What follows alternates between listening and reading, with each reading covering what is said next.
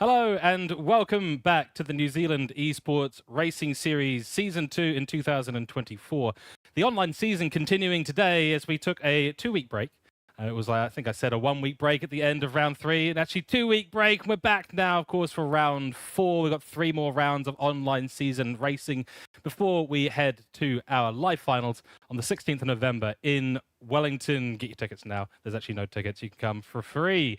But those who do need to come do need to be in the top 10 in Division 1. We're back focusing on that division tonight. My name is George Cook, and in the commentary box, myself and Nathan Howe. Nathan, you've had a fantastic weekend of racing. Now you get to commentate on fantastic racing.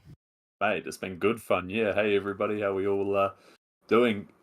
We were doing the 24 hours. Well, it wasn't 24 hours, but it was a day-night endurance race at Hampton Downs, and we actually did have some of HomeCorp's own esports drivers getting behind the wheel and giving it a go. So it's cool to see that whole virtual to reality story becoming a bit more commonplace in the world. Obviously, 5-10 years ago, it was the stuff of movies or, very cliched sporting dramas. But, nowadays we're starting to see it happen a bit more often. And case in point, that's the grand prize for this championship too, isn't it? So, yeah, no, I mean, I enjoy sim racing, but just nothing beats doing it for real, eh? So, no, it's been a good weekend. Good weekend. Hope you had a time off too.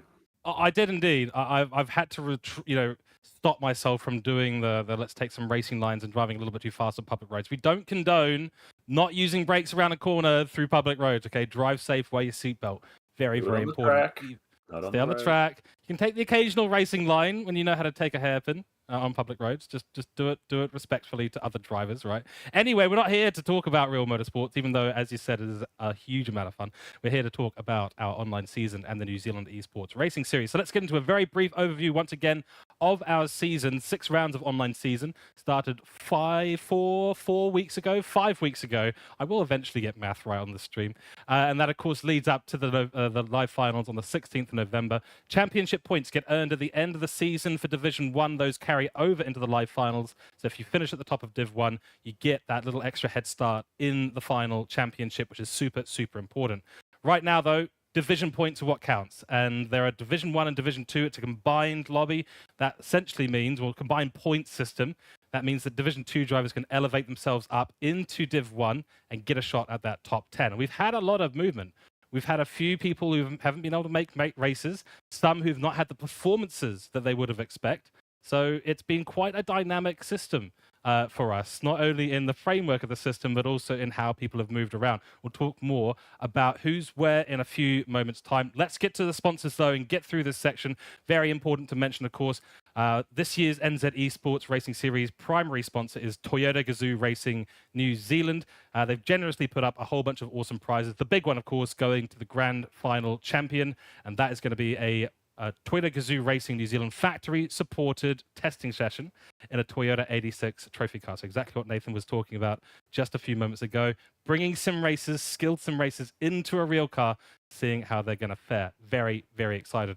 Also, a big thanks to Respawn Esports Centre and Secret Labs, who are providing amazing support to the broadcast, the administration, and they will, of course, play host to the live finals in Wellington. Next Level Racing also providing some amazing prizes. The categories of those prizes have been announced. And we've got, I think, second place gets the GT rig and third place gets the haptics. And that's in the overall grand finals at the end of the live finals race. Let's go check it out once again, because these products never fail to make me think that is cool. Let's check it out once again.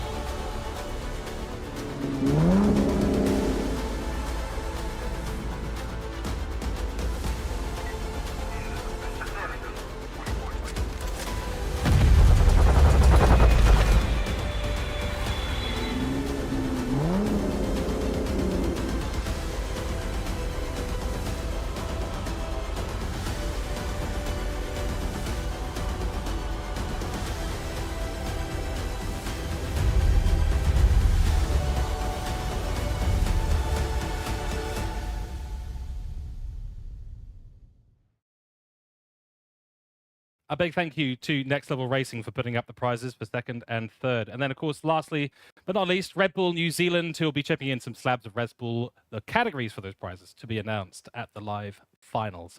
A big thank you to all our sponsors for this NZERS event. We couldn't do it without you guys. Thank you so much. Now, Nathan, let's start talking sim racing, because this is what we're here to do.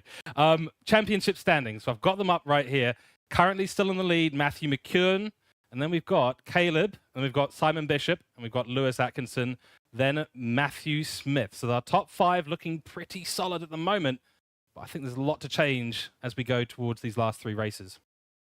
Yeah, absolutely. And I mean, it's this particular round is going to be a bit of a bombshell because 2 of those top 5 are missing. Monkey Matt, of course, was I think this was a round he was always going to be missing, much to his dismay, because he loves Blue Moon Bay. We'll talk about that track in just a second. But also Caleb is not present tonight, so that's a bit unfortunate. But you know, we hopefully we'll see him back a bit later on. But the upshot is that two of the Div 2 drivers get the call up to compete with the big boys. So yeah, look, I mean, like you say, that top 5 is very close and very tight at the moment, and these absences will no doubt have implications on the standings. But you know, we've seen plenty of close, intense Toyota racing so far, so this isn't going to be any different. That's right. And interestingly, for the rest of the competitors in Division 1, you've got extra couple of slots there at the top 5. That's way more points to bank. So I think this really opens up the battle for P10 all the way down to P15. Going to be critical for those toward the bottom of that top 10 to really put in that effort. They can get good points this time and secure themselves that spot. It's going to be really, really important. The rest of the standings look like this. Reese Davidson in P6, Gareth Collier in P7, Ben McDonald in P8, Andre in P9, Greenless at Scotty Ray in P10. That's your top 10, who, if we finished the online season right now, would be going to the grand finals. But Campbell Knowles in it to win it, certainly in it to get into the top 10, that is for sure. P11 for Campbell Knowles, Olaf Flesch in P12, Ben Groves in P13, and Angus Allen in P14. We're going to talk about those two in just a second because they've gotten up in Division 1 on merit alone. Ben Groves, the 15-year-old driver, incredible work by him, won 3 Division 2 races in a row. So he has been the champion of Division 2 so far and finds himself now up only 3 places away from a live final spot. That's incredible work by the young man. Yeah, absolutely. And again, we've talked about it all season about the variety of drivers that we've got here, and they all come from different backgrounds. You know, some of them are really into cars in the real world. Some of them, you know, they've never even gone onto the track. So different ages, different backgrounds, different ethnicities. I mean, motorsports is one of the few sports where it really doesn't matter where you come from, what you are, who you are. All that matters is your talent and your skill behind the wheel. So it's awesome to see the young gun really showing some promise. And like you say, he's within range of potentially qualifying for the live finals. It is still early days. It's a bit early to make predictions. We've only just tipped over the halfway point in this season. So yeah, definitely going to be one to watch here at Blue Moon Bay. Certainly will be. P15, P16, that's Madison, Snyder, and Biswas. They get a bit lucky this time because of Monkey Matt and Caleb not participating in Div 1, both of them get elevated up. So that's Supra and Freelix. And I just saw a comment in Twitch as well, Freelix saying that their kids are watching and on mute and mock commentating. You guys, there we go. We have got some young and up-and-coming racers and also young and up-and-coming commentators. And I really like to see that because I'm a washed-out sim racer. So I'm all about the commentating now. So great to see some young talent coming up as well. Maybe give it a recording, send it in, and we'll maybe should do some sort of commentary competition at some point. We should see. Anyway, let's. Cool. I think that could be quite a cool idea. Anyway, feel free to commentate along, enjoy yourselves. It's going to be fantastic. We're going to get racing very, very soon. But just to clarify exactly what's happening, Monkey Matt away tonight. Caleb Birtles away tonight. Ben Groves and Angus Allen up to Div 1 on merit. Freelix and Supra up to Div 1 to replace those 2 Div 1 drivers in the top 5 who are not able to go out on track today. Okay, I think it is finally time for us to go and talk some information about today's race because we're getting really excited for this. Qualifying is on hold. We'll get it started very, very soon. So let's jump over to our slides and talk drivers because we've got 3 driver profiles. As always, Nathan Campbell Knowles, Bay of Plenty driver, got a top 16 in Superstars in the Nation/Manufacturer Cup in GT Sport. Congratulations. It's very good effort there. Also, a professional FIFA/EAFC player. That's very, very impressive. So he's doing two things at the national/international level. Very impressive. And he's studying marketing. That's, of course, airborne. And we've seen him do some great driving. So Yeah, really good to see him certainly. continue. Certainly, and I mean, he mentioned it before the series got underway that he's actually been out of Gran Turismo for the better part of a year, probably more like 2 years. And so for him to come back, and I mean, he's not winning races by a country mile, but he's certainly in the thick of it, which you'd think someone like that would be a bit more out of practice. But no, he's just he's gotten right. He's rolled up his sleeves and he's gotten right into the thick of it. So no, it's awesome seeing him. Really put the pressure on some of these guys who perhaps have practiced a bit more than him. Muscle memory never goes away, is what they say. Ted Brensell is our next driver profile today from Otago, the new entrant, of course, to the 2024 NZERS. He's experienced in club time attacks with the Queenstown Car Club, so I think he might have done a bit of driving before this as well. Currently working as an apprentice builder, that, of course, is Fatboy Hustle, and unfortunately no image for him today, so wants to keep the Stig-like profile going on at the moment. But he's also been one that we've had to keep an eye on. He's still got a chance of being up there in the top 10. Yeah, he's mysterious, isn't he? He is.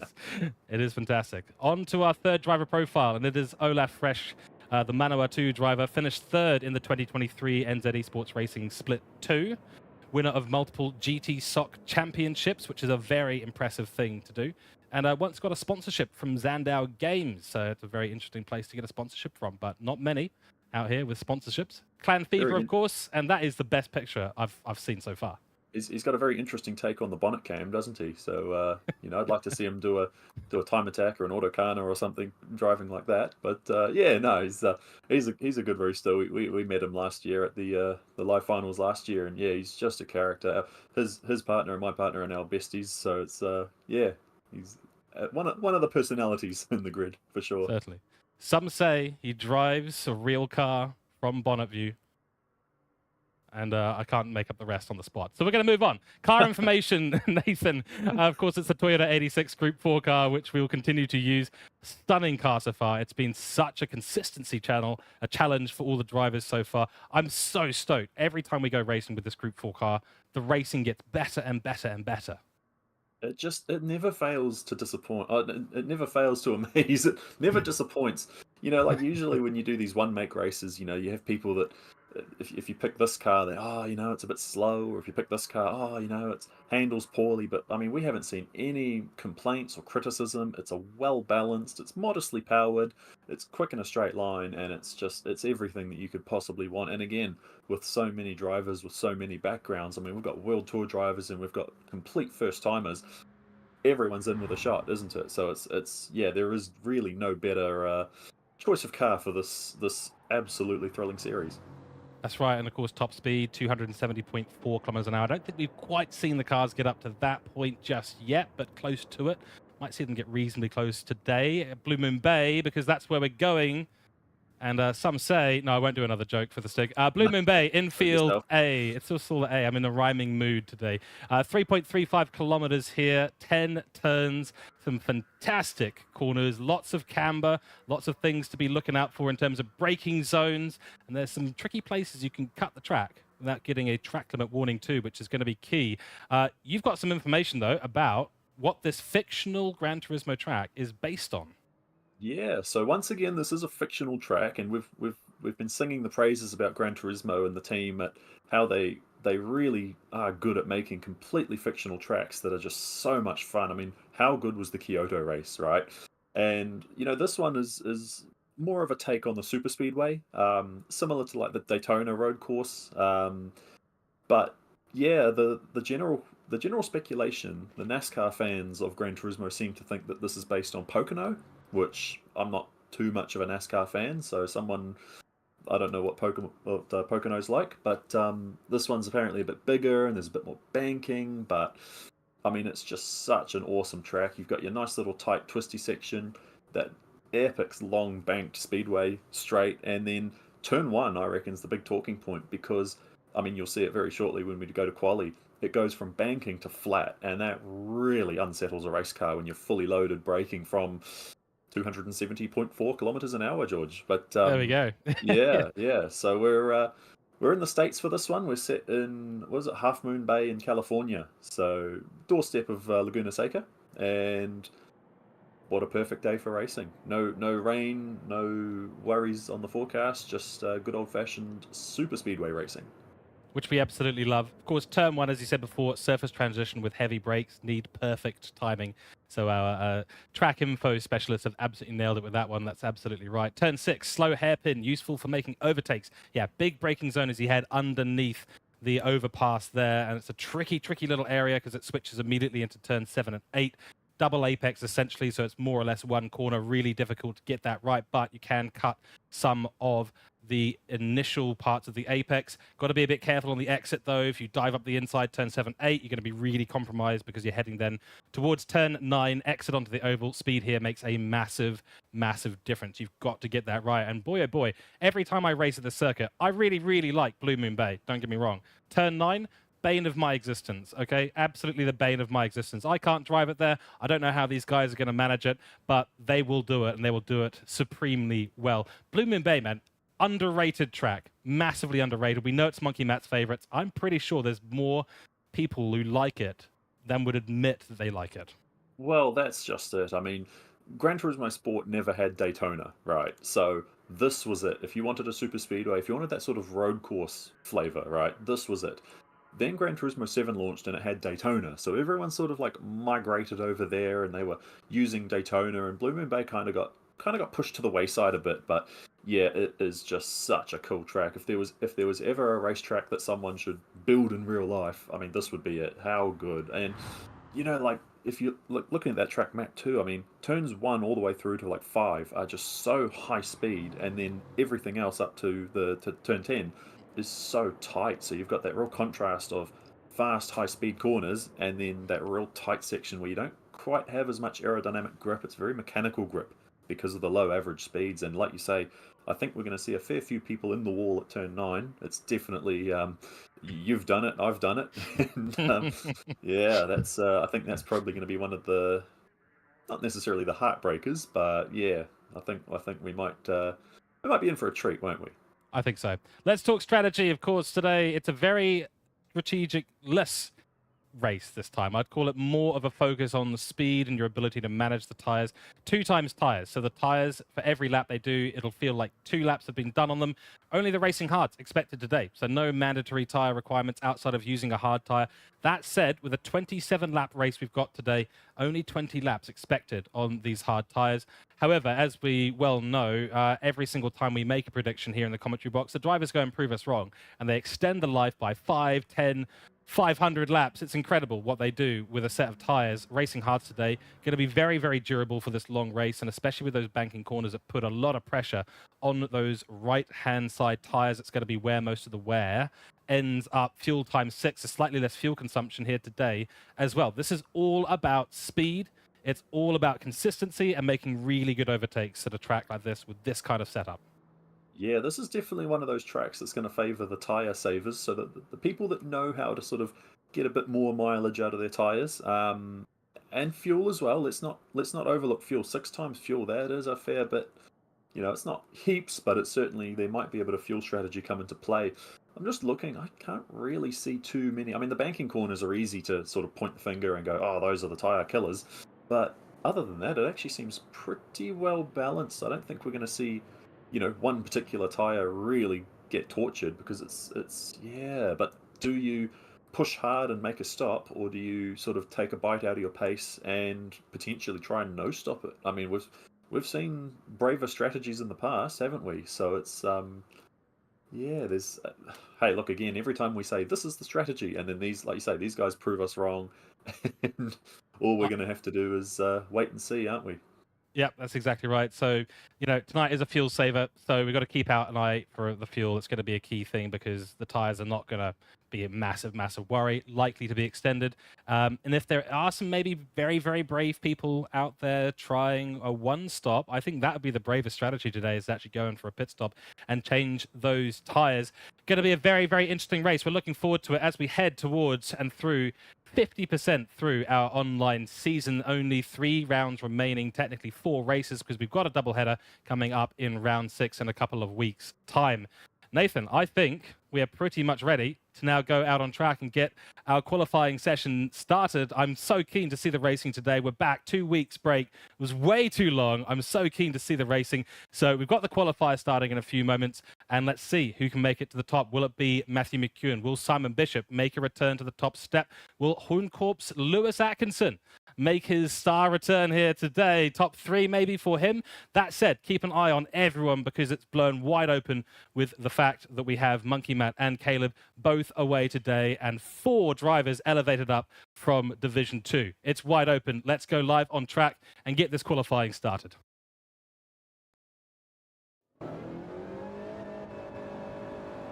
Okay, and here we are in Blue Moon Bay. This is the pit lane, long pit lane on the left-hand side of the track.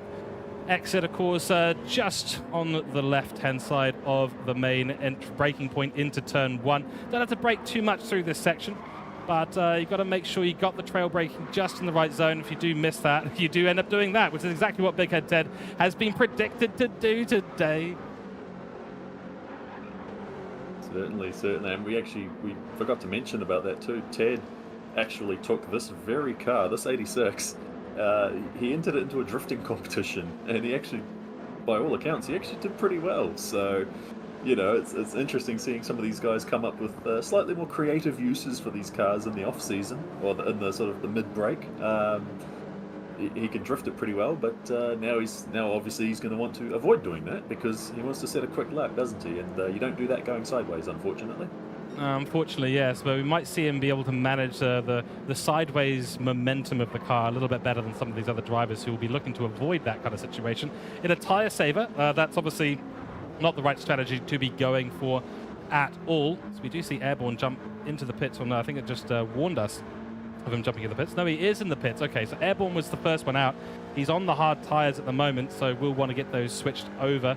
That'll mean that he does go back up to full fuel though, so not ideal for the qualifying run. Short qualifying, of course, only 10 minutes, and that is a tricky amount. We're going to see times here probably, around the 1:35s, 34s, 40s, something around that. It's not a massively long track. Yeah, it's hard to sort of... I mean, we were talking about this before the broadcast. I actually haven't seen much Group 4 racing here. Group 3, plenty. And then you have the people that do their own series, pickup trucks or Super Formula or Red Bulls or whatever. But as far as actual Group 4 racing, I can't tell you what sort of pace they do. So yeah, it's going to be a bit of a learning experience. Obviously, these guys will have done their homework and done their strategies, and they'll have a better idea. But I mean, again, it just all harkens back to, like you said, Blue Moon Bay is just criminally underused, and for the amount of fun that it is, and for the racing that it puts on, it just does not get the love from the polyphony people that put on daily races and championships. Couldn't agree more. We've got a comment in chat from Simon Bishop saying 8-stopper incoming. So Simon Bishop's strategy is going to go for a bold one, that's for sure. Matthew McEwen just making an overtake on Big Head Ted as the first times do start rolling in. Matthew McEwen was heavily held up by Big Head Ted, who they're both doing a little bit of fighting during qualifying. Big Head Ted's going to try the outside line to try and hold on and not lose too much time. Is that a barrier collision? Yes, it is. Nearly snaps into Matthew McEwen as well. Matthew McEwen straight to the top with a 1:13.5. So I was about 15 seconds off of my prediction there. You were way off there. But, yeah. Look, like I said, there's just so little information about this. And, I mean, Lewis did the same thing. He sort of clouded the wall. And, yeah, so, again, these guys have got to sort of figure out the limits. And Gran Turismo does a great job representing all the different atmospheric conditions, but it does a really poor job of showing the drivers. So, maybe there's a bit more track temp than they were used to, or maybe there's a bit less, or, it's such a dynamic environment, but, we don't get told any of the conditions. We get told the wind speed now, but other than that, in fact, they've got a massive headwind going down that front straight, so it's not going to be 270, their top speed. We'll have a look at some of these guys too, and we'll let you know how fast they are. We'll do a speed trap. We'll do a speed trap on the front straight for you. So at the moment, we're sort of looking around the 237. Just watching Ted. Ted's going to beat that record by a little bit. He's going to do about 239. So let's say 240. All right, so 270 is the top speed. Let's call it 240 on this track. Oh, sideways there for Ben. Slide Ben the cat. That was an unfortunate maneuver there, and he's gotten right in the way of another car coming on through, and that does look like one of the Palmerston North drivers who've been involved in that. Of course, you can tell sometimes, depending on the livery they're running, which district in New Zealand these drivers are from. Right in front of you there, the green car, Palmerston North. Slyben the Cat done a fantastic lap, a 1:13.2, but now with Matthew McEwen unleashed from the behind of Big Head Ted, will find himself putting in some good laps. Not quite sure who we saw going off track. A couple of people have had some poor laps early on. And GD Crimson up in third place. Really, really good to see him up there. And at the moment, really, with Slyben the Cat going purple in Sector 2, coming onto the back straight now, we're seeing these Division 2 replacement drivers, those who have come up on merit or as a result of some other Division 1 chaps not being able to make it, really putting in the early good laps. So great bankers from Slyben the Cat, Stone Harbour, Scotty Ray, Supra's gone P6, Matthew McEwen, unsurprisingly, back into P1, ahead only by just under 0.2 of a second, so it's very, very close. Slyben the Cat is nearly being pipped by Psydog, who's just come across the line. 49/100ths the difference between P2 and 3 in Crimson. We'll have to find 0.3 to get back up into that podium position. Yeah, we're going to, I mean, we've still got a bit to go, and there are still a few guys who are potentially a bit out of sequence. I know Lewis obviously had a bit of a rough start to that session there. Simon was actually purple. He was purple at Sector 2 that lap, so somewhere in that last little bit, he lost 0.2 and a bit more. So, you know, we know he's got the potential. Lewis has just set another purple sector, so already, you know, these guys who are possibly a bit further down the order than they would like to be are really arguing over who's got the purple what, and you know, even as far down as like Dive Cable. I mean, we've seen him qualify as high up as sort of like top 5 or thereabouts. So for him to be 11th at the moment, you know, but look at the gaps. 11 cars within a second at the moment, and it's not over yet. As Dive Cable goes half a second quicker, and now he's sitting in 4th. So I mean, again, we're seeing so much moving and shaking, and really, there's no point us speculating because how much more of this is going to happen, and we've got what, just over 4 minutes left. Exactly. Wind has increased by 0.5 meters per second already in this qualifying, and 3 minutes to go as we see a car go absolutely sideways, do a 360. That's what can happen at turn 1.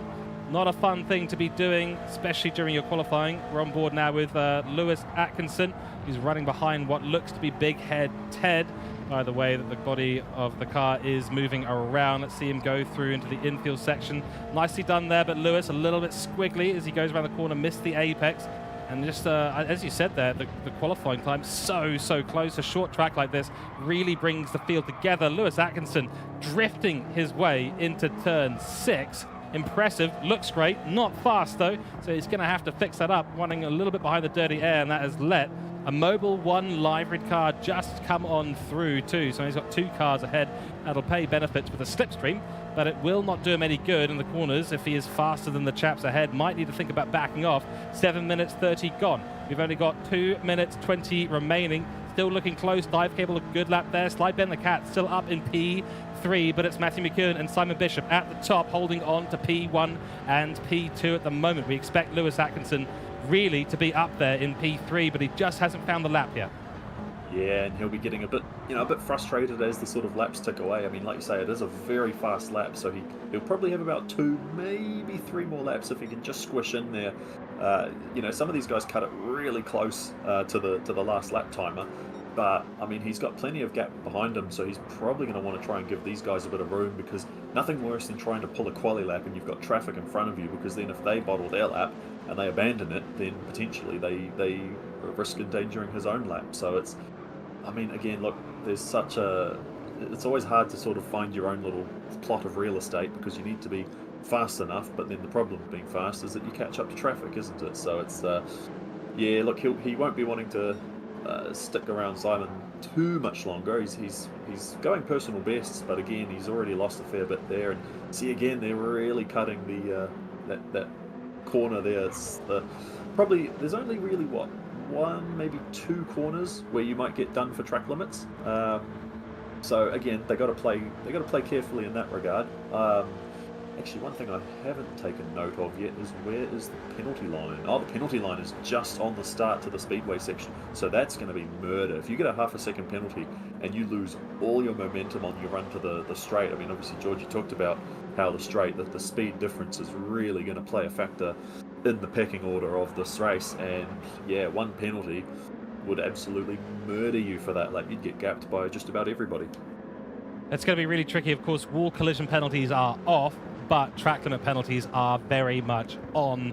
I think, yeah, as you said, only a couple of places you can really get it. Turn 7, 8 is definitely one of those areas you need to watch out for, because you can cut the track. You're encouraged to cut the apex as much as possible, but mostly I think it's going to be self-imposed non-penalty time inflictions, because you're going to be hitting the barrier, as we've seen them do here today. You said turn 9. It's going to be a key area to look out for, because the margins of error on the exit are super, super thin. The 15-year-old Ben Groves in third place. Now, he's been setting qualifying times in Div 2 that have been equal to the top 3 in Division 1. So we know that Ben Groves has got some serious pace on him. He's up there in P3. That is an impressive maneuver across the line from, I believe, Matthew McEwen. Very, very stylish, but across the line they will come, and finish they will. Dive cable already done. Lewis Atkinson, that is a turbo power slide if I've ever seen one, and unfortunately that will cost him yet more time. He improved his lap time just before with a 13.472, and I think that is going to be the end of Lewis Atkinson's qualifying at the moment. Big Ed Ted in P6. Crimson just comes across the line, holds on to P7, and that is more or less the rest of the grid. We've got a couple more coming across the line. What can Airborne do as one car files into the pit lane, says it's all over? Airborne P9 stays P9 at the end of this qualifying session. Wow, that was intense. Such a short lap, a brilliant lap, but boy, oh boy, we saw a lot of cars doing 360s. If this was Tony Hawk Pro Skater 2, these guys would be in the million points for some of those maneuvers. Very, very impressive stuff, but not the traction that I think a lot of them were expecting to have. And that is going to, yeah, cause me a few little headaches about thinking what the strategy is going to be like in the race. They're going to have to take it a lot more easy than they have done in qualifying. We'll jump over to the results in just a moment's time, and we shall see exactly how the rest of the grid lined up. But Matthew McEwen, very impressive, just under 2 tenths back to Simon Bishop, and then behind them only another tenth back to Ben Groves, who's done a fantastic job in this qualifying, really putting the pressure on these top drivers. Love to see it. You absolutely love to see it. Let's have a look at the results. And the big one here, of course, Ben Groves in P3, but Matthew McEwen, what a lap that was, the only driver to get into the 1:12. Yeah, and I mean, again, with tyre wear being such a factor in this race, are you going to want to push for that sort of pace during the race? I mean, obviously the answer is, of course you would, because you're a race car driver, and that's what they do, is go fast. But yeah, that's really, again, the way he's sort of shown dominance this season, you wouldn't really expect too much else. You know, Simon's obviously challenging him for the win. He sort of took a win at Tokyo in the double header. The entire field within 1.3 seconds. I mean, that has to be a testament to how hotly contested this Division 1 is. And I mean, like you said, Ben, P3, how good. So that's definitely, he's got to be stoked with that. You can't not be happy with that. And, you know, there is a lot of racing to come. It is 27 laps, so, you know, that's not exactly your daily race A, but by the same token, that's got to fill you with confidence. Absolutely, yeah. 1.3 seconds between the qualifying. That is our closest qualifying in Div 1 across the entire field this season so far. Absolutely brilliant. Freelix does round things up at P14, Angus GTR, and P13, Clan Fever. That's probably a qualifying to forget for him in P12. Supra, one of the Division 2 drivers who's been brought up to Division 1 for this race, P11. Then Stone Harbour in P10, saying in chat that he really dislikes this place. Well, you can't please everyone, but we're certainly having a good time at Blue Moon Bay. Airborne in P9, expected to maybe see him a little bit further up the grid, but not able to do so today. Your top 8 looks like this. Matthew McEwen from Simon Bishop, from Ben Groves, from Gareth, Dive Cable, then Lewis Atkinson, Big Head Ted. GD Crimson, thought he was going to be up there in the top 5 today, but not quite enough. Really, really close though, only 0.05 of a second. And that would have been nearly up into P6, another half a tenth as well. And that would have found him up in the top 5. And then Scotty Shot, that's Scotty Ray, in P8. Fantastic stuff. We are going to talk to our friend that is Matthew McEwen. He's going to jump into the comms box here, and we're going to give him a little bit of an interview and see how he feels after a couple of weeks break, and then getting his qualifying pole yet again here to kick off the rest of the online season. All right, Matthew McKeown, are you able to hear me? Yes. Fantastic. Well, congratulations on pole position, yet another added to your trophy cabinet, so to speak. Blue Moon Bay, do you like it or do you hate it? Somewhere in the middle. It's a reasonably interesting track. T1 is always just bonkers, but you know, if you kind of figure it out, then it can be decently fun. It's not on the top of my list. Fair enough, but qualifying in pole position, does that give you a little bit of extra confidence going into a 27-lap race? You've got Simon Bishop lining up behind you. Are you worried about slipstream? What's the feeling being on pole here? I'm getting the feeling I'm going to be towing everyone around the whole race. I'm hoping that I don't get swarmed at any given time, but if I do, I do back myself to kind of just stay with the pack, kind of keep it nice and stable, and hopefully stay at the pointy end of it. Over to Nathan for a couple of questions as well. Yeah, you kind of alluded to what I was going to ask on that one. Obviously, slipstream and tow does play a pretty heavy factor around here. Would pole position be a bit of a disadvantage here? Like, would you rather just be in the tow and sort of getting carried, or do you reckon you can gap them?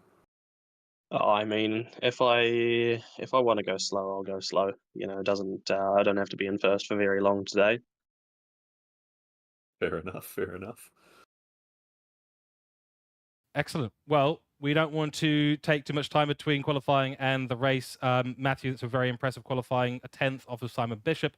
You've got Ben Groves up there too, filling in some positions. So, you know, I think you've got a little bit of a challenge there today. Did see that Ben has a bit of pace here today, which is good to see. Oh, well, and we wish you the best of luck. It's going to be a tricky race at a place that is not on the calendar very often. So good luck today out there in the race, and we may see you back in here for the Next Level Racing winners interview. All right, thank you. Brilliant. Thank you very, very much. Fantastic. Well, he's stoked. I think worried about the slipstream, and I think that's fair enough because he's going to be towing around everyone. That's going to give them a huge opportunity, especially on that straight. We saw, 240 kilometers an hour into a headwind. So it will depend a little bit on the headwind, but 250, 255 easily in a slipstream with a straight as long as this one, probably? Yeah, something like that. And again, the wind might well change over the course of those 27 laps. And again, damage limitation. I mean, how many people did we see getting it loose or, kissing the wall or anything like that? I mean, they're just going to want to play it nice and safe, surely. Because of all the tracks to get a bit of damage, this is one you don't want, because any damage is really going to put you on the back foot. And again, it's especially that main straight is so wide, you can't block people. They can just, if they've got the straight line on you, they can just drive right on by. So yeah, going to be an interesting opening few laps. I think the stewards will be sort of watching with intent and sort of very carefully. But yeah, let's not wait too much longer, shall we? Let's get into it. I couldn't agree more. Let's hit that button and get things started. I think Matthew McKeown kind of said it precisely right. Turn one, going to be the key area to look at today. That's going to be a key one. Stewards have already said their prayers. We are looking forward to a great 27 laps of racing. It's round 4 here at the New Zealand Esports Racing Series. We're about to go out on the grid. Let's go check it out and get some racing going. Okay. Course pole start today. Once again, drivers will be starting from a stopped position. Get those brakes on, get the revs up. Matthew McKeown will lead us away today from Simon Bishop, from Ben Groves, who we've all got our eyes on. 3 lights, 4 lights, 5 lights are on. We wait for the green flag to come down and begin this race. There it is. And a good start from all the drivers, even Stevens, from everyone getting into single file to get that slipstream as soon as humanly possible. Matthew McKeown going to be praying into turn 1. This is where he said he was just a little bit worried about what might end up happening. Slide Ben the Cat pulls in nicely behind Simon Bishop, who's running a new livery today. Very nice. No one looking to be clipping the wall so far through turn 1. Infield section is about to begin. Slide Ben the Cat, that's Ben Groves. He's in a position for maybe overtake onto Simon Bishop. Gets a good run into the infield section. Turn 4 right there, now heading down through the straight and under the bridge. Turn 5 and into this hardest braking zone. Who's going to go for a move early? Let's see. There is a move there. Looks like HC Lewis has made a move on Dive Cable. Bit of contact though, and Dive Cable will retain that position. Lewis, instead of gaining a position, will unfortunately lose a position. Matthew McKeown, though, looking strong at the beginning of this race. 2.5 meters per second headwind down the straight. They're estimating 240 kilometers an hour for Matthew McKeown and no more. And this gap sliding to open up a little bit. Simon Bishop fallen slightly behind, so not going to get as much slipstream as they head to the main straight. For the first time, 1 out of 27 laps now complete. Ben Groves looking very racy behind Simon Bishop. Can he maybe make a move into turn 1? Let's see. But that was a good start. Look at the slipstream. It's absolutely massive, and Simon Bishop will take the inside line. He's driven right past Matthew McKeown. Not sure if he backed out or not, but if that's the slipstream effect, I'm absolutely flabbergasted. No, McEwen actually slightly kissed the wall on the exit onto that straight, so I mean he was compromised, and I mean you can, if you have a look at his car, he did actually shatter the headlight, so that's sort of the witness marks that he did indeed give that concrete a kiss. So he'll be kicking himself for that. He did avoid a penalty though. He was very, very over the white lines, and Gran Turismo sort of said, okay, well, you know, fair enough, but yeah, I don't think you'd want to cut that too much closer. So, you know, net loss for McEwen, but now it's a net gain for Simon and Ben, as he's getting very out of shape into that hairpin. And now that's going to put him under assault from Dive Cable. Of course, the left-hander, almost a double apex little section there. So Dive Cable slots into third nicely. Not the sort of start that McEwen wanted at all. And now, of course, he's going to have to get into that toe and really... Dive Cable's punching the hole in the air through him. 2.5 meters a second that wind. So that slipstream's going to be all the more valuable, all the more desired. And in actual fact, that almost puts Simon on the net negative, because you can really watch that delta start to close up, especially towards the latter end of the lap, as Ben is just sitting there ready to, you know, just enjoying the view, really. That's right, it's going to be key now for Matthew McKeown to find his way back past Dive Cable and get in behind that slipstream of Ben Groves, who finds himself in P2. Fastest lap goes to Simon Bishop to 1:13.4. In behind, Lewis Atkinson has found his way back up into P5. They're actually going 3 wide in P7. Big Ed Ted fighting with Scotty Ray and GD Crimson over that P6 position. Side by side they go into turn 4. Some lovely racing happening down the back of the grid as well. Airborne holding on to P9 right now, but can he hold off the ones behind? It is Supra, who's had a great start, finds himself up by 1 position. Then Airborne has lost a position. Big Ed Ted has been forced into a drift by GD Crimson, and I'm sure Big Head Ted feels quite comfortable with that. Oh yeah, but he's certainly not here to go sideways this time. He knows that that's not necessarily the fastest. The field's almost split into 2, hasn't it? You've got 2 almost equal-sized little packs there. And who's that? Is it going around? Freelix. Freelix has been turned, so he's very out of sequence now. That'll be massively frustrating for him. He's got damage, so that's not saying his race is over, but that's going to be a very difficult position to come back from. Just watching, sort of seeing who else is doing what. So we've got Big Head Ted, who's just about to try and pull a move on Scotty Ray. He's going to make that one look pretty easy. Everything else largely seems to have settled down in the little front pack, but yeah, the battle is on in this sort of mid-lower pack, because obviously these guys do not like being this far down the order. They want to be, every point matters. That's exactly it. You know, we talked a little bit earlier about the fact that there's not really a tyre strategy. You don't have to worry too much about the fuel for the most part. Here, the slipstream strategy seems to be a big one to keep an eye on for Freelix now, so far behind the grid. No slipstream for him in the foreseeable future. He's got to drive the wheels off that car to get back up to this pack that is continuing to fight. Crimson trying to get around Big Head Ted once again. Sorry, it's not Big Head Ted, that's Scotty Ray. Scotty Ray's going to come back on the inside. GD Crimson in there as well. This is a fantastic battle that's brewing down the rest of the grid. And yeah, again, Freelix I'm not sure if he actually had contact there. It looked like he might have just cooked it on the accelerator. You can do that in these cars, and of course the result is certainly not ideal at all. Back towards the top, it's still even Stevens. Dive Cable still in P3, followed by Matthew McKeown, followed by Lewis Atkinson. Lewis is looking fast, and he's right on the rear wing of Matthew McKeown, maybe even trying an inside move, because Matthew McKeown has left it wide open. No, it won't work this time, and Lewis Atkinson will get back in that toe and continue. It's really a game of patience today.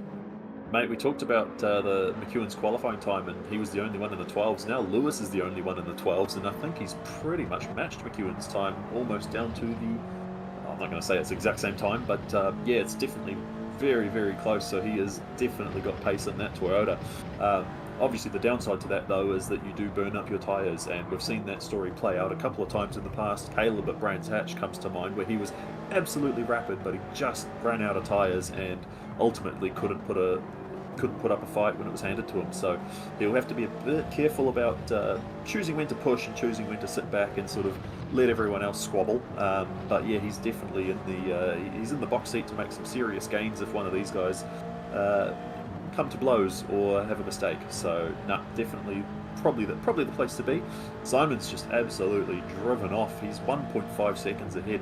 I can't remember exactly how far the slipstream range is in this game. I think it's about a second. It's about a second. He's almost broken the tie. Look at this, 3 wide. What the heck is going on here? These guys are absolutely right. Like no calling. Oh, and there's a bit dodgy there from Ben. He sort of. It's a big accident. It's a big accident. And Ben Groves has been turned around. Dive cable involved in that as well. That's a disaster for all of them. Lewis came up on the rear of them very, very quickly. And Sly Ben, that has gone from very good to not a great situation for the young driver. That is a real shame, and I can't quite recall exactly how that happened, but certainly Matthew McEwen, Dive Cable, and Sly Ben the Cat all making a bit of contact and then suddenly into the wall, and that was all over and around Ben went. He's in P6 now, luckily still in the slipstream range of Big Head Ted. And I was about to say, yeah, Simon Bishop driving off into the future right now. He's got more than a gap than he needs to break that slipstream, but the 3 wide there, it was McEwen, Dive Cable, and Ben Groves. And those 2 formerly mentioned chaps are doing a bit of a Mika Häkkinen Schumacher for move like we saw in Spa many, many years ago in Formula 1. Unfortunately, it's also come to blows. Yeah, I think Ben was probably the one they'll point the finger at, because he was very deep into turn 1, and he did actually sort of give Dive Cable just a bit of a bump, bit of an unsettled, and then that obviously spilled out into the following sequence. So yeah, that again, I'm not a steward, so I'm not going to say that it was his fault, but I think that might be the narrative they'll go with. But we'll see.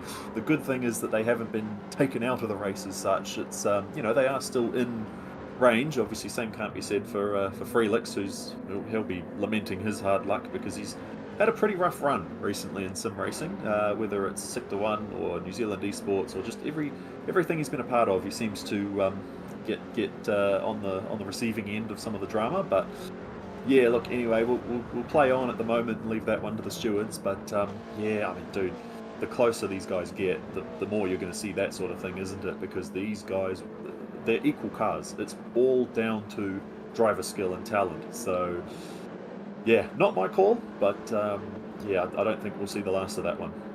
Well, you called turn 9, and that's exactly where it happens, where we've seen our first accident of the race. Really unlucky for those chaps. In the meantime, Crimson makes a bit of a nice move there on Supra. Supra didn't look like he was too happy with a little bit of brushing of paint and the paint exchange between the 2 cars on that one, but it was a fair enough overtake, and Crimson moves up now into P8 in this race. And another 20 laps still to go. It's an inside move for Supra. Can he make it happen? There's more contact between the 2. What a battle we've got going on right now for P8. Absolutely fantastic stuff. Both of them trying to keep it as fair and respectful as possible, of course. And I do want to mention that Lewis's fastest lap there is actually faster than Matthew McEwen's qualifying pole time. So he's actually gone faster, which is unbelievable, by about 0.003 of a second. So there's nothing in it at all, but is actually faster than in qualifying. So we see now the potential that Lewis Atkinson has at a track like this. But to come back to your point, don't burn the tyres out too much unless you're going for that one-stop strategy. Don't think we're going to see it today, though, really. A no-stop strategy seems to be the sensible thing to do. Okay. So you're guessing a no-stop. I'm guessing a one-stop. So we'll see. And again, different drivers, they might have different ideas and different, they might see things a little bit differently. We do still have 20 laps to go. Well, it's just got 19 laps to go. So, we'll put a can of Coke on it, then, shall we say? I'll bet you a can of Coke we'll see some pit stops. But and I'll take that bet because, again, washed-up driver here. It seems like the sensible thing to do. We shall see. These guys are drivers. And actually, we've just had a comment there. A can of Red Bull. That's a great idea. We've bet a can of Red Bull on the no-stops versus the one-stops. Good idea. Absolutely. Just watching Glen Fever really put a bit of Morse code on Airborne's bumper. They got out of it, which obviously he's sort of thinking the long game. He doesn't want to come to blows like we've already seen already. But, the field's pretty spread at the moment. There's not really anybody who's... The battle packs have sort of mostly dissipated, haven't they? And so this is where we start to see the lap pace play more of an effect, more important than outright fighting for position. So Yeah, what do you do in this sort of situation? Because it's obviously you want to have that toe, and again, we think that we can't think. Oh, can't bet a factory-supported test drive between you. So, Okay, oh, no one imagine a take that. shootout. No one take that out of context, please. Imagine a time trial shootout between you and me in one of those 86s. Do you reckon they'll let us? Do you reckon they'll let us? I think they might do. We might have to get some approval from the admins over what our reward and prize is, but maybe something at the live finals. You and me jump into the sim rigs, maybe give it a go, a bit of a commentator's race before the show starts. That could be a lot of fun. I did say to Adam beforehand, we need to look at doing like a pro-am race where we get, some of these drivers and then we pair them up with a celebrity or some other figure, and we actually do a pro-am race. That'd be really cool. But anyway, enough about what we're going to do in Wellington. McEwen's actually gone faster. He's on a 12.7. So what the heck happened in qualifying? Were these guys just sandbagging? Or like now we're seeing laps that are faster than what they were doing with no fuel and with no worry of conservation. And again, McEwen way out of shape. He's Tokyo drifting that hairpin. So a lot of these guys are really struggling to put the power down, and I sort of alluded to this earlier with this part of the track being very low speed, so it's very mechanical grip. You don't have the aerodynamics. Not that this car has much in the ways of aerodynamics anyway, but what little you do have is non-existent because it's so low speed. The rest of the course is very high speed, so you do have that pull, the car being pushed to the ground. So I think it's catching out a few of these guys, and I mean, if it can catch out McEwen, it can certainly catch out anybody. Yeah, I wonder if there's a bit more slipstream in effect here. There's the same amount of headwind, so it can't be speed down the straight for the most part. Maybe it's that they're all driving a little bit more sensibly. Well, that was immediately proven wrong by the way that McEwen is navigating the car around the circuit at the moment. We also did have another comment from Atom that I will just mention. You and me were both thinking the prize for our little competition would be a real-world drive with Toyota Gazoo Racing New Zealand, right? We've been told no, sadly. So it's a little bit unfortunate for us there, but maybe we'll find some way to find some good prizes for ourselves. Anyway, I continue to digress. You make a very good point there about the faster times, and that is a great time from Matthew McEwen, the 1:12.7. That's a big benchmark to make as we head only... Supra! P12 Supra. P12. He's taken out Angus. So sorry, that was a bit of a pack there. The sort of backpack just kind of... reconvened, and it's ended up very poorly. Supra around and Angus in the fence. So yeah, that's unfortunate. Net positive for Frelix though. He's not last anymore. So I was about to mention, yeah. Again, never too late to sort of start climbing back up the order. But yeah, that got really hot really fast. Sorry, and it's still going on because we've got Scotty and Crimson who are the only survivors of that battle pack, and they're still obviously arguing for 7th place. So. Yeah, it's amazing how quickly things can go from completely uneventful to full on, get the quarters out. We've been talking about Blue Moon Bay as a place of patience, and this race, the way it's configured, is a race of patience. And eventually, you have to take a move. Eventually, you have to take a shot at an overtake. Where do you do that overtake? How do you do that overtake? Which corner do you catch up? Do you catch up before you were expecting? Maybe into a corner that doesn't really support too wide racing. Most of these corners do. That is for sure. It's a fascinating race. It's all split up now at the moment, now that we've had most of the arguments have been settled for the most part. Scotty Ray and Crimson still going at it, as you said before. It's going to be an inside defensive move there for Scotty Ray, but he's missed the apex by a mile. That's going to let GD Crimson get on through. Question is, can he hold on to it through 7 and 8? Yes, he has done so nicely. Wide line for Scotty Ray as he heads to the back straight now, and that's going to be advantage Crimson, but look how close Scotty Ray is. That is going to be a good position for him. Down the main back straight, just needs to get through turn 9 and 10 cleanly, which he does a little bit slow there, so we've fallen off the back of Crimson. Crimson's going to give him a nice toe down the main straight, and we are being told we are going to be looking at pit window soon, so I think I owe you a can of Red Bull just by the thought of it. I was just going to say, I think you sort of owe me one there, because I've just realised that there's no way they're going to do 27 laps on a tank of gas. So we've been talking so much about the tyres, but we've completely overlooked the fuel situation. So, that's, hey, look, again, and the fuel burn is actually pretty even. I mean, there are some people that have got a bit more fuel than others, but yeah, you're not going to do 27 laps on that sort of tank of gas, unfortunately. So I think we'll be coming up to, yeah, sort of probably the next lap or two, we'll start to see those first stops happen.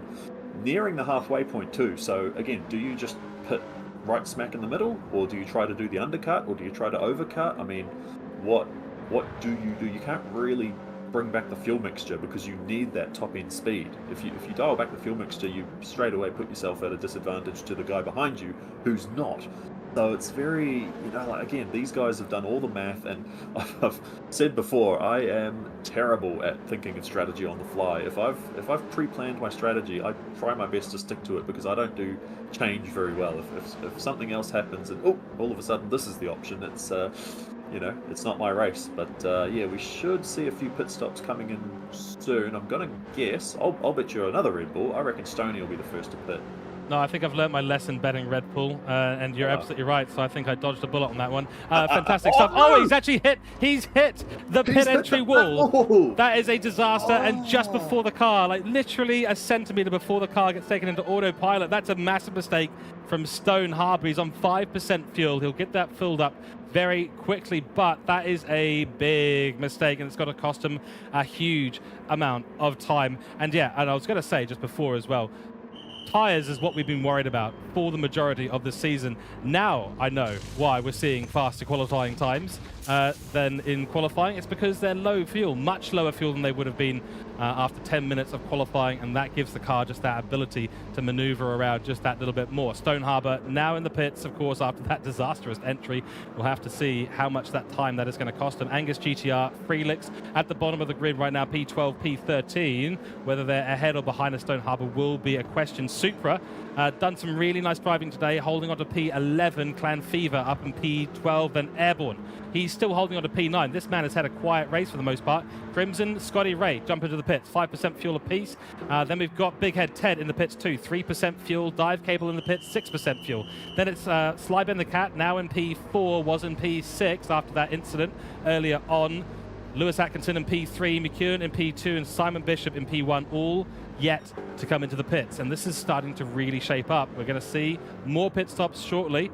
Everyone will be going to pretty much 100% fuel. They might be risking it at 95 or even lower, just getting past that halfway mark, so you could probably get away with a little bit less fuel in the car. Yeah, Dive Cable's gone out with 91. So, you know, again, some of these guys will be really trying to play the fuel game. I just realised too just how long they're being held to do the refuel. It's like 5 litres a second or something, but when you're trying to fill up a full tank, I mean, Stoney came into the pits and he came out a lap down, so it's almost a full lap's worth of race mileage is your pit loss. So that's really going to mix things up. Not that there's anyone who's really going to be able to stay out too much longer. Obviously they are all pretty much running out of fuel at the same time. You're seeing it now, 3 litres, 1 litre. Sly Ben's just come in, 1 litre. So these guys are really getting every last drop they can. But yeah, I mean, it's got to be a little bit nerve-wracking when you're just sitting there and there's nothing you can do about it. You have to wait.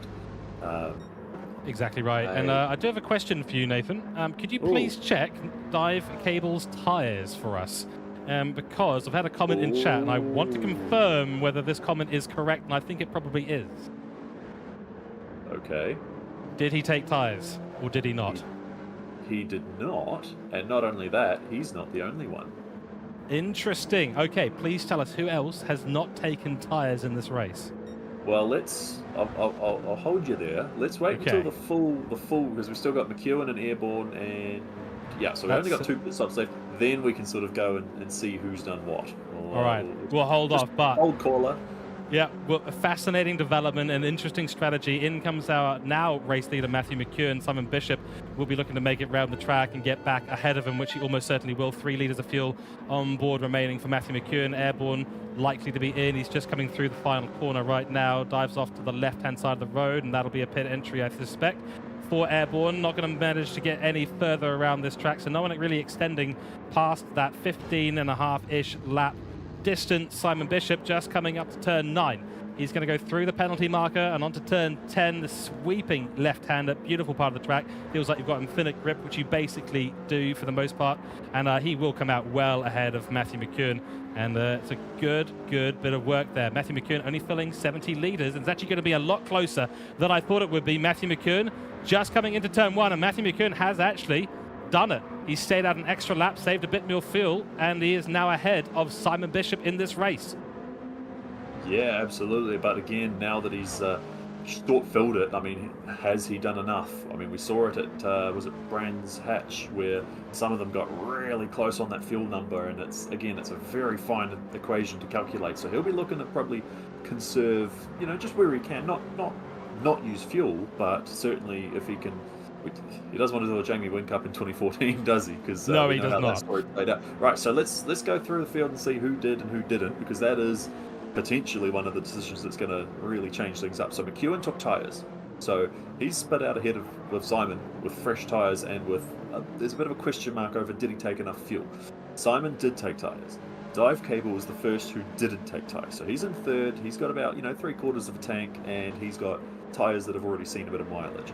Lewis took tyres. Big Head Ted did not take tyres. Ben did not take tyres. Airborne did not. Crimson did. Scotty Ray did. Clan did not. Supra did. And then Felix did not. Angus did. And Stoney did. So, interesting spread of drivers across the grid. It's not just the front runners who didn't, and it's not just the people at the back who did, but it's pretty consistent through the grid.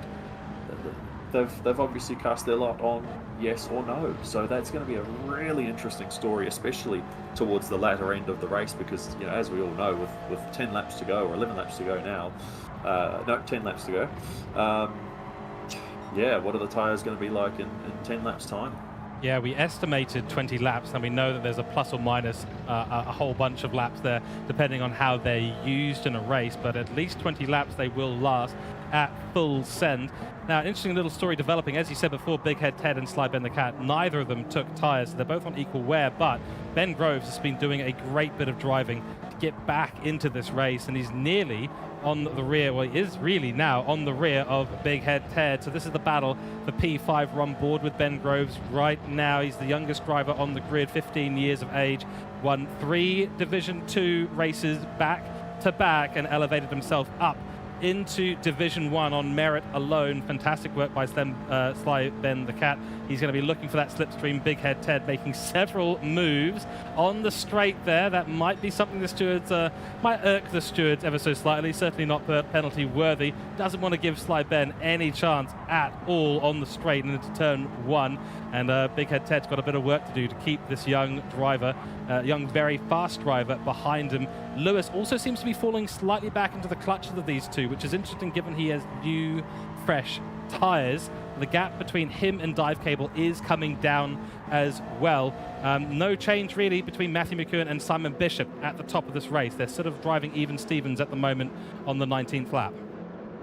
Yeah, I'm just going through the fuel numbers as well. McEwen's got the least fuel of everybody. So again, we really hope that he's calculated that number right too. And I mean, you talk about Ted and Ben. Just look at how hard it is for them to really keep those left-hand turns. I mean, again, we saw it at the Kyoto race with the tyre killers. Some of the people just could not grip the road the way that other people could who had looked after their tyres better. So interesting that Lewis is falling back to them. But I mean, hey, look, there's still a bit of time in it for him to, focus up and make one last push. And I mean, Dive Cable is leading the did not take tyres class. Yeah. And we know with Lewis Atkinson as well, he's the kind of driver when he knows that he's slipping in time, he just dials it up to 11. He's just got a switch that he flicks in his racing ability, and suddenly he can just drive even faster than he was. So he'll be managing a little bit at the moment, I suspect, just trying to look ahead, say Dive Cable's there, where's Dive Cable going slower, where's he going faster, and maybe trying to analyze that next move and find out how he can get up to that rear wing of Dive Cable and maybe bag himself a P3 position, which I believe will be, I think that might be one of his first or second podiums in this series so far. We'll double check that stat in a few moments time. Big Head Ted under a lot of pressure now by Ben Groves. There's also a battle going on for P8. Crimson is involved in that, leading in P8 and the battle for P8 right now. This could be a really good opportunity for Ben Groves. Let's keep an eye on this. It's a good exit through turn 9. Yes, it is for Ben, not so much for Big Head Ted. And the slipstream is going to start taking effect right now. Will it be enough though for the young driver, and will Big Head Ted be able to drift his way to success here and hold on to that P5 position? Let's keep an eye. More swerving on the main straight. So 113.9 by Ben Groves. Not close enough for a position gain in turn 1 at the moment. No, not quite. And I've just noticed too, the wind has actually picked up. It's actually even stronger than it was previously. So they've got even more of a headwind to fight on that front straight, which also means that the toe is that much more valuable. So, you know, like it's, yeah, you want to be close enough to benefit on that toe, but you also don't want to be too close that you, like if you're going to get close, make a move, get it done. You know, you don't want to dilly-dally, you don't want to sit around. I mean, we saw what happens if you get too many cars within a proximity for too long. It ends in tears. And yeah, I mean, that's just such a, and it's for top 5 too. Top 5 is where you really want to be if you're wanting to head start the opposition in the live finals, because of course we do have those live finals points up for grabs, which, you know, some of these guys are racing to win, some of these guys are racing just to qualify, and then some of these guys, yeah, they just want to secure some points ahead of Wellington, because that is, again, that's a whole nother dynamic to the pecking order of things, isn't it, George? But it is, yeah. I mean, look, we're starting to see a few of these, you know, a few of these guys are, they've done a few laps now. Some of those tyres are looking pretty second-hand, but then obviously the fresh tyres aren't exactly fresh either. So McEwen 12.6. So McEwen once again taking another 10th out of it. But mind you, he took tyres and he's got a lower fuel load. So I think I think we can understand why that one's happened. That said, Matthew McEwen now has a 3.6 second lead over Simon Bishop, and that has absolutely grown. Was hovering just under 2 seconds, closer to 1.5 seconds. So he's done the work that he needs to do, and that fastest lap is going to be something that Simon Bishop does not want to see. Oh, mate, and that's got to be a little bit demoralising. But again, Simon, like with Lewis, you know, Simon can sort of look at the delta and go, all right, what's the gap to McEwen? Where's he slower? Where's he faster? Nice consistent times actually across the board. I mean, Simon a 13.1, 13.1, 13.4. You know, it's like there's just such a consistency across the grid too. You can really see who's dialed in and punching out the laps and who's, you know, possibly a bit on the back foot. You know, like we sing praises about Blue Moon Babe. That's not to say that it's everyone's favourite. So, you know, there are a few mixed receptions about whether it's a good track or not. But just because we say it, you know, we're sitting up here watching these guys. Or if I was in this race, I'd probably be getting cream.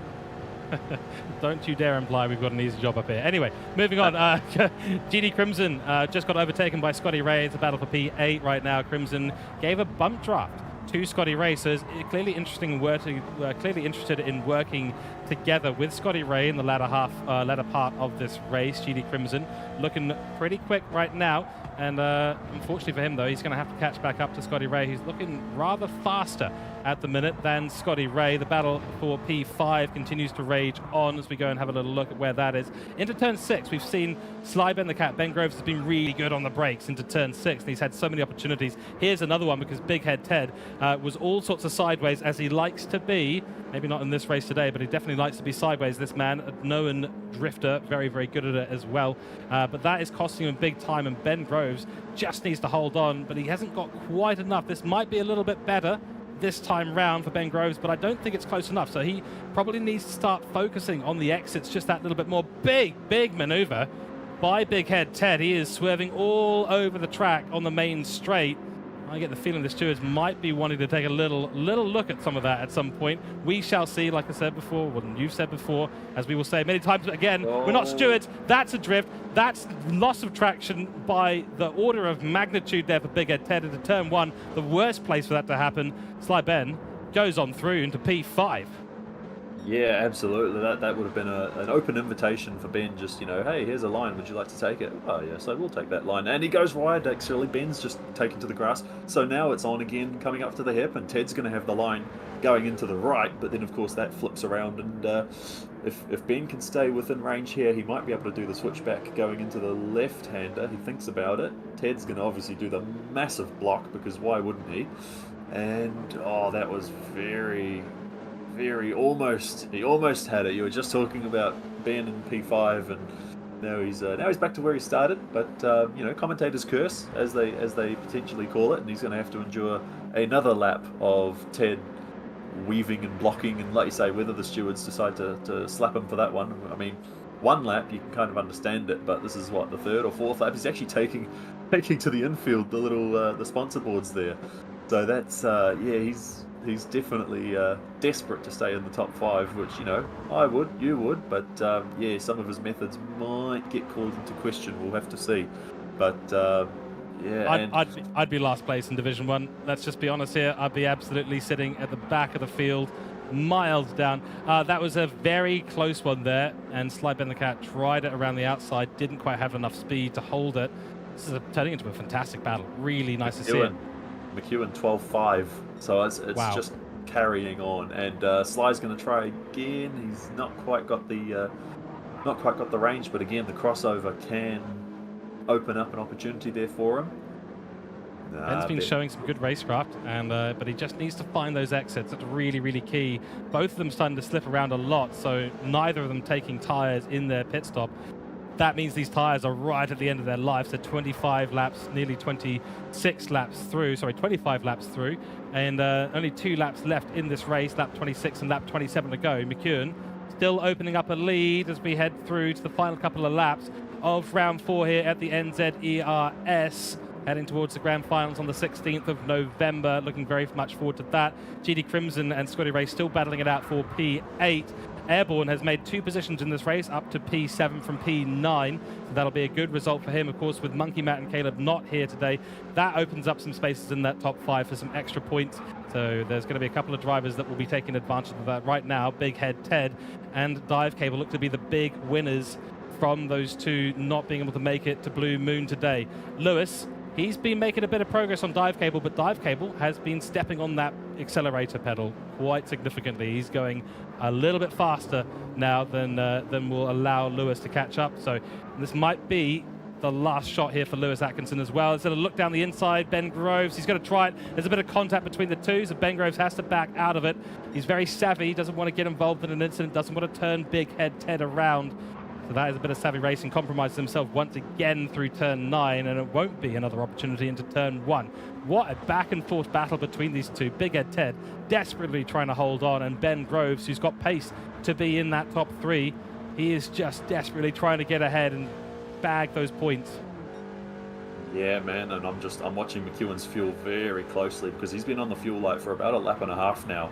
So if he's going to run out of fuel, we all know how that's going to play out. But yeah, 3.8 to Psydog, and I mean, really, just how many different storylines do you want to talk about? Lewis is desperately trying to catch up to Dive Cable. Dive Cable's driving incredibly well for someone who didn't take tyres. You know, he's got tyres that are probably twice, almost triple the wear of Lewis, and he's only like a 10th off, 2/10 off. So that is some phenomenal tyre management from that lad. And yeah, I mean, just I think McEwen's timed it absolutely perfectly though. He's just about to run out. He's run out of fuel, has he? He's trying to not, but yeah, I think he's just run out of fuel as he crosses the line. Matthew McEwen wins you round 4 in the New Zealand Esports Racing Series, George. How good. Wow. Well, he has timed that to perfection. The strategy execution has been excellent from Matthew McEwen yet again. P2 to Simon Bishop. A little bit of commiserations his way, but just whatever happened in the pit lane took a little bit more fuel than Matthew McEwen did. Cost him on the exit, and that's how Matthew McEwen made the overtake. It was in the pits. Dive Cable, P3, his first podium of the season. Congratulations to Dive Cable. We know he's had such good pace.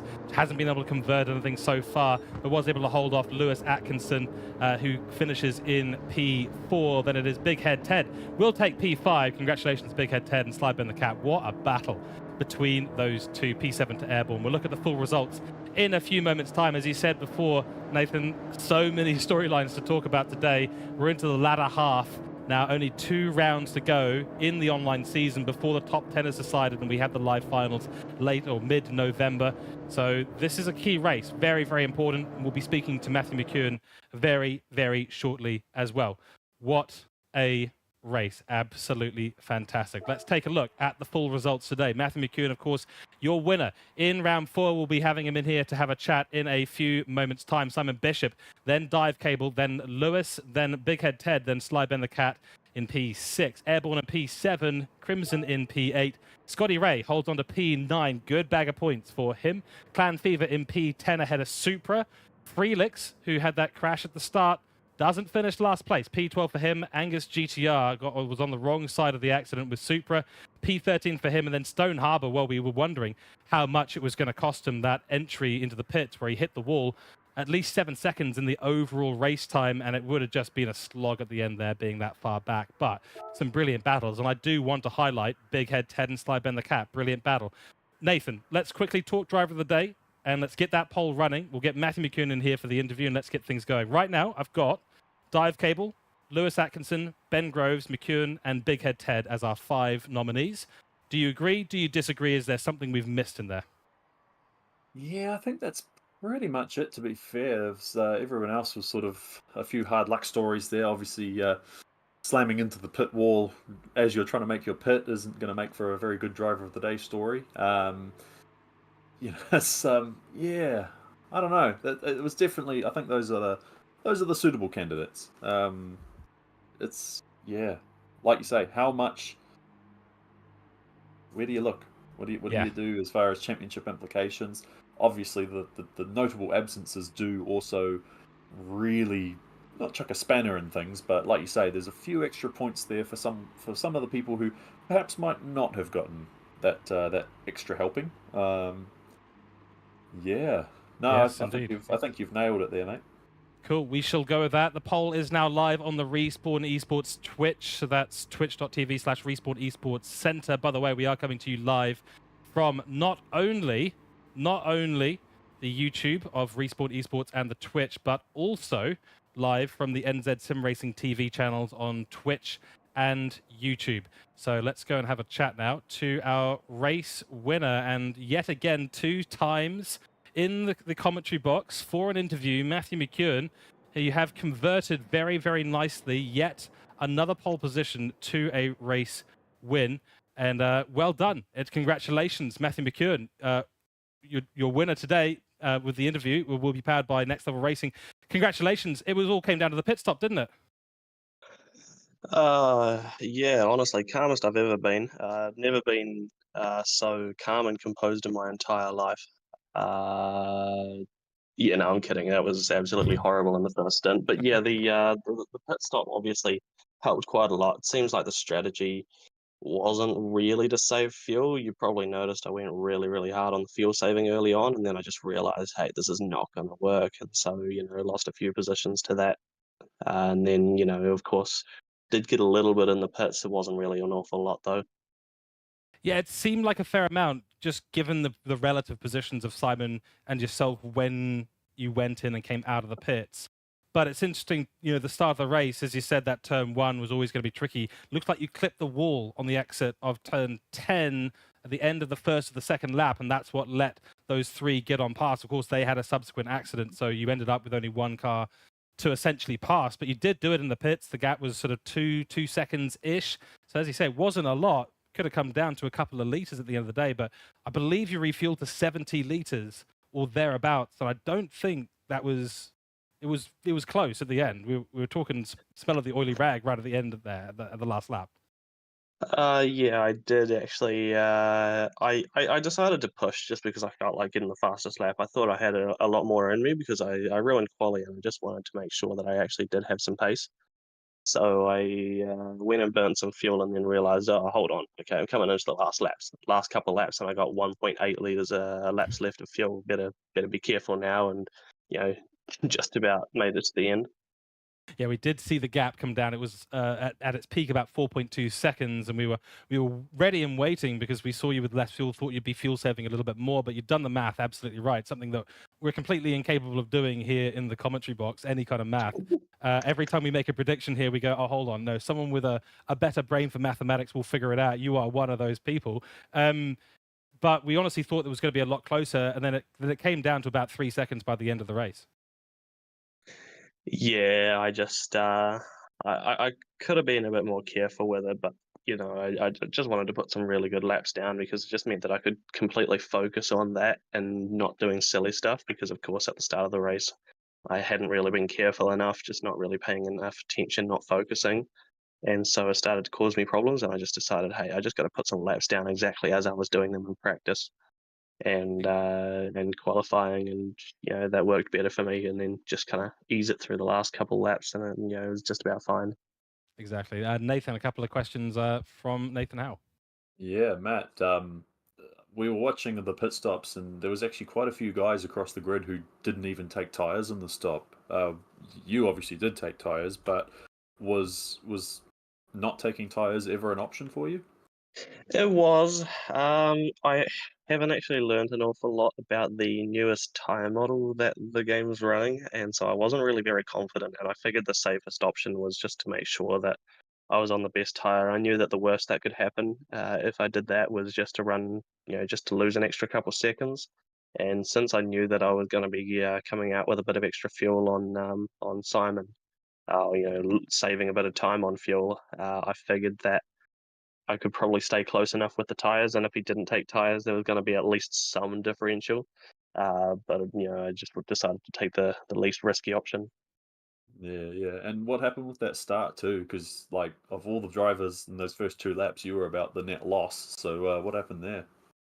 Uh, well, yeah, it was pretty rough. I decided that I wanted to save a bunch of fuel. I can't remember if I actually did hit the wall in the final corner on lap one, Yeah, you but grazed it. I saved a lot of fuel on that straight because I just decided that I wanted to be behind people and not just towing everyone around for a free go around the track every lap, saving fuel behind me. And so, I decided I was going to be that sleaze instead. And so, yeah, it didn't really work out because instead of being in third behind 2 guys who were working together really well for a moment, Dive Cable ended up in the mix as well, and ended up starting to lose Simon for a bit. And I was thinking, oh no, I've blundered this completely. And so I had to just start kind of like, just making my way through the pack. It was obviously very nice of those two to just kill each other. And then, yeah, when they did, it was obviously just kind of, just a bit of a time trial at that point, just kind of putting down laps, trying to catch up to Simon. No, fair enough, fair enough. Well, the next we are going to Suzuka, I believe, which is a very technical course as opposed to this one, which was a bit more sort of, easy for lack of a better term. You reckon? Yeah, something like that. Yeah. Are we going to see a bit more Unique, McEwen domination? maybe. Suzuka's going to be interesting. I think that it could actually be mildly less chaotic just because things like turn one here were just absolutely incredible for causing a bit of chaos. You can lose 5/10 there. When you think you get a decent line, you go slightly off, you hit the angle the wrong way, and you're just gone. And the final corner as well. I don't know how many people were hitting the apex there, but I was very scared of that, so I stayed miles away from it. Sensible So to do. Suzuka could end up being maybe a little bit less chaotic. Obviously, it is very technical, like you said. So, still lots of time to be made there. Well, It is, for of the here course, and one the of those now. tracks that is more well known, though, as well. That's the key thing. People know that Mm, track a Yes. lot better than they do Blue Moon Bay. The margins at Blue Moon Bay are very small. But at Suzuka, we've all been off track a million times at Suzuka. Yep, yeah, it's some people's favorite track, and it's gonna be their baby. So it'll be interesting to see what happens because of course you get a few people who absolutely love it, absolutely love it, absolutely hate it. I'm kind of in the middle. I just kind of drive it, just drive whatever comes up, really. well, you heard it here Excellent. first, guys. This Suzuka race is anyone else's. So no, well, you've converted a pole. You've converted a pole to a win. So good job for that one. And yeah, we'll catch you next week. All Yes, right, thank you. thank you very much, Matthew McEwen. Excellent work, of course, getting himself pole position, fastest lap, and amazingly, the race win as well after clawing it back. After a brilliant bit of racing too, and there was some great racing from around the track. We do have results from the Driver of the Day poll, which may load on the screen, it may not. It doesn't look like it is, but I can tell you that it was Ben Groves with 4 votes. It takes home the Driver of the Day today. So Ben Groves, congratulations, mate. It's your first race up in Division 1 after winning 3 races in Div 2. Certainly showed some great pace today, and that battle with Big Head Ted was epic.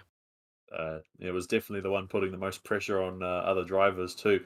It will be interesting to see if the stewards do care about Ted's weaving and all that. But look, again, that's out of our hands. Yeah, another I know thrilling. I know what Big Head Ted's going to say if he gets called to the steward's room. I was just a bit of innocent drifting. Yeah. No. Drifting on a straightaway. So, Yeah, yes. yeah. No. Fair Yeah, good but stuff. hey, look, it's another awesome night's worth of racing. This series just never ceases to amaze, never ceases to entertain, and we hope you guys have been enjoying all of it. We have one more full round and then one more double header, and then we get to rendezvous in Wellington. There we go. Ben Groves in chat saying thanks. Well done, young man. Done a really fantastic job today. Congratulations on driver of the day. Congratulations to Matthew McEwen. Took qualifying pole, took the race win, and fastest lap. The trifecta completed by Matthew McEwen today, and we congratulate him for it. Well, that is time for us to now head off.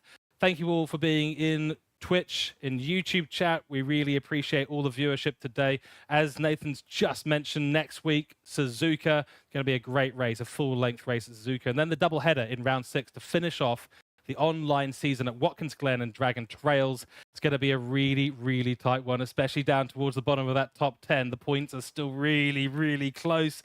And we shall see Monkey Matt and hopefully Caleb back at some point as well. We know Monkey Matt will definitely be back for round 5, and we're looking forward to seeing exactly what happens. It's been such good racing here today at round 4 in the New Zealand Esports Racing Series. We have a big thanks once again to all of our sponsors, Toyota Gazoo Racing New Zealand, Next Level Racing, Resport Esports, Streamlabs, and Red Bull. Thank you all so much. And a big thank you to yourself, Nathan Howe, for being in the commentary box, providing the analytics and race hosting as well. It's been fantastic. And I think that's pretty much it. Last words from you, and we'll head off and go and get some rest. Yeah. No, this is definitely going to be a thrilling conclusion to the season. So we'll see you next week in Suzuka.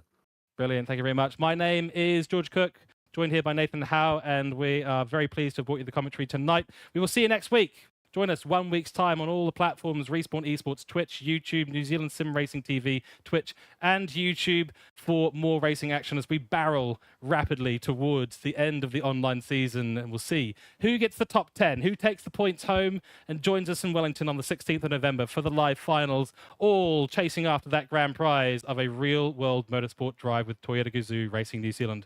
This has been the New Zealand Esports Racing Series. Thank you all so much, and we will see you in a week's time. Goodbye.